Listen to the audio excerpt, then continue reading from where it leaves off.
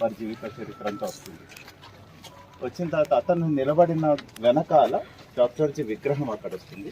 ఇదందరూ audience అలాంటి ఇది ఒకటే సెకండ్ ఫ్లోర్లో హాల్ ఉండదు. ఒక చిన్న మినీ థియేటర్ ఒకటి కడుతున్నాం. డాక్టర్జీది ఒక 10 నిమిషాలు నిడివిగలు ఉన్న సినిమా చూపెట్టినట్లయితే సంఘ సంస్థకు కాని వాళ్ళకు కూడా అర్థం కావడానికి డాక్టర్జీ లైఫ్ అర్థమయ్యే విధంగా అది.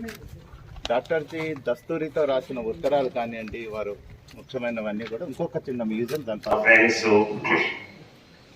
బంధువులలో కూడా ఆల్మోస్ట్ అందరు తీసుకునేటోళ్ళు ఉన్నారు. నాకు మొదటి నుండి సంఘంలో ఉన్నాను. మనకు సంఘంలో ఈ రకమైనటువంటి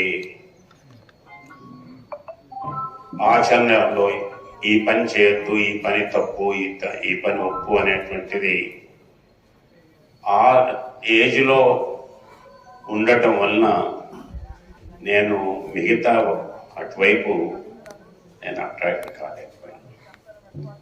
అంటే సంఘంలో నాకు మొట్టమొదట ఆ రకంగా డిసిప్లిన్ నేర్పించినటువంటి సంస్థ రాష్ట్రీయ స్వయం సేవక సంఘం.